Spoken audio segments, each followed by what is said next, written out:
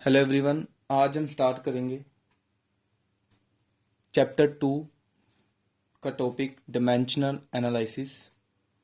तो dimensional analysis के 3 basic use हैं जो कि हम वन बाय वन डिस्कस करेंगे।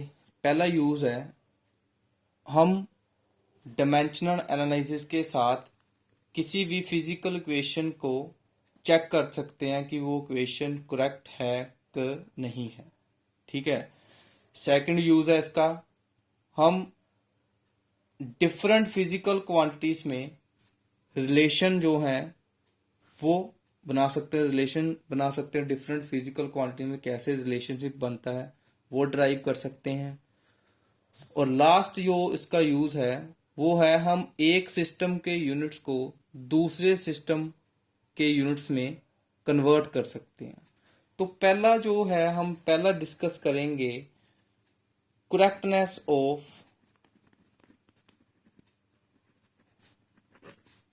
ए फिजिकल क्वांटिटी, जो इसका पहला यूज है। तो देखो इसमें क्या है, ये जो यूज है वो है प्रिंसिपल ऑफ होमोजेनिटी बेस। ठीक है, होमोजेनिटी ऑफ डिमेंशंस। अब प्रिंसिपल ऑफ होमोजेनिटी डिमेंशंस क्या है, सबसे पहले तो इसकी बात करनी पड़ेगी। देखो इस प्रिंसिपल के अकॉर्डिंग, अगर आपके पास कोई फार्मूला है, ठीक है, तो मान लीजिए आपके पास जैसे एक फार्मूला है टाइम पीरियड का, T, time period of simple pendulum. उसका जनरल फार्मूला है 2 पाई अंडर रूट L/G।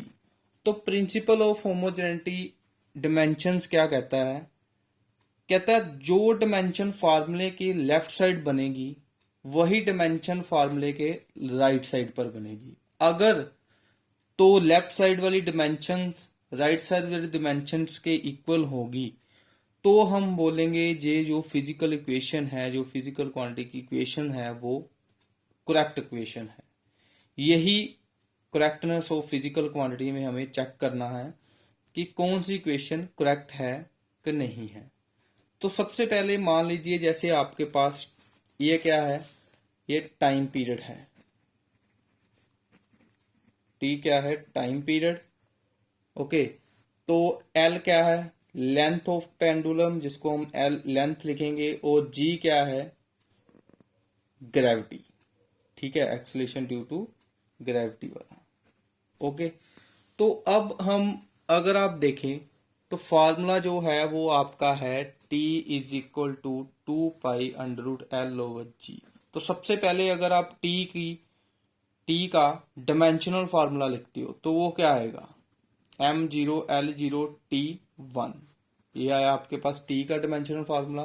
फिर आप राइट साइड में अगर आप आते हो तो राइट साइड में जो 2 पाई क्या है, कांस्टेंट। तो कांस्टेंट की डिमेंशंस नहीं होती, कांस्टेंट जो है वो डिमेंशनलेस होता। तो बचा क्या, तो बचा आपके पास L/G। तो L की डिमेंशंस क्या होगी, लेंथ की डिमेंशन क्या है, L1।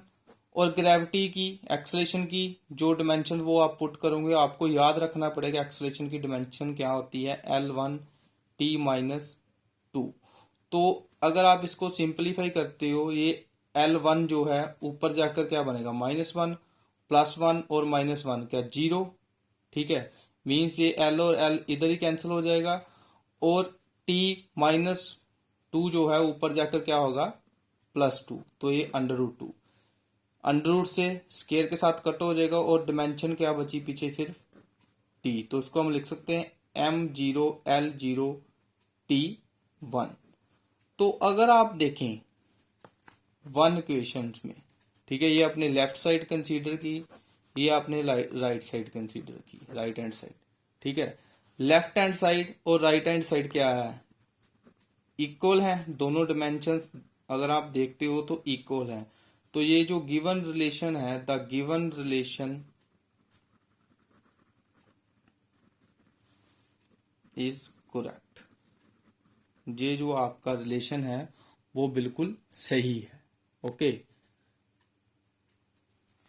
ऐसे अगर मान लीजिए आपने एक और एग्जांपल जो है वो डिस्कस करनी है, मींस आपके पास इक्वेशन है s is equal to u t plus half a t square. तो ये इक्वेशन ऑफ मोशन की इक्वेशन आपके पास s क्या है, distance, u initial velocity, t time, half constant, acceleration a से, और t टाइम स्क्वायर। ठीक है, अब देखो इसकी जो करेक्टनेस है वो कैसे आप चेक करेंगे। देखो, जब भी आप करेक्टनेस ऐसी इक्वेशंस की चेक करोगे तो आपको ध्यान रखना पड़ेगा, जो आपने लेफ्ट हैंड साइड जो है, मान लो ये आपकी लेफ्ट हैंड साइड है, इसकी आपने डिमेंशन जो है, dimension left hand side S की डिमेंशन क्या आएगी, एस डिस्टेंस है तो ये क्या आएगा L1, means left hand side की डिमेंशन क्या आई आपके पास L1। तो अब आप बोलोगे इन दोनों की डिमेंशंस को ऐड कर कर भी टोटल L1 बनना चाहिए, लेकिन ऐसा नहीं है।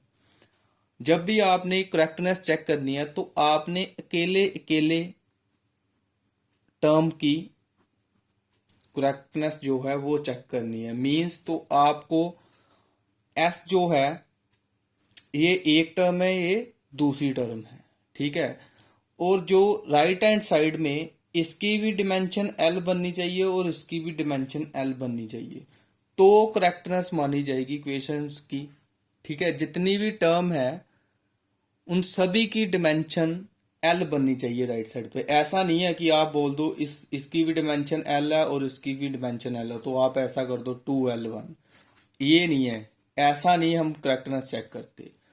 हमने जो एल एस को कंपेयर करना है, फिर पहले इस टर्म के साथ फिर इस टर्म के साथ, चाहे जितनी मर्जी टर्म्स हो, जैसे मान लीजिए इसके प्लस आगे और भी एक टर्म हो तो उसकी भी टर्म की एल होगी तो टर्म जो है करेक्ट है, लेकिन तीनों को ऐड नहीं करना, अकेले अकेले देखना है हर टर्म को। जैसे मान लो पहली टर्म क्या है यू टी, तो अब अगर आप देखो यू क्या है, वेलोसिटी या स्पीड, इनिशियल वेलोसिटी बोलते हो अगर आप, ठीक है। तो वेलोसिटी की डिमेंशन क्या है L1t-1, ठीक है, और टाइम का t1, और 1+1 + -1 तो 0, तो क्या बच गया L1।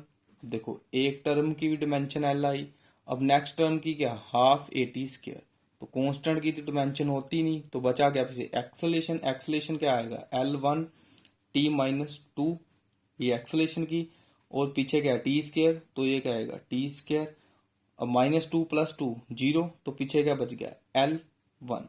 तो अब देखो लेफ्ट हैंड साइड में एक टर्म थी उसकी भी dimension L1, right hand side में चाहे दो टर्म है लेकिन दोनों की क्या है L1 L1, तो हमने हर टर्म को अकेला अकेला कंपेयर करना। अगर लेफ्ट हैंड साइड में दो टर्म होती तो उसको भी हम अकेला अकेला राइट हैंड साइड की टर्म से कंपेयर करते, ना कि राइट हैंड साइड की दोनों टर्म को ऐड करके। ऐसा नहीं देखना, ये आपने ध्यान रखना है।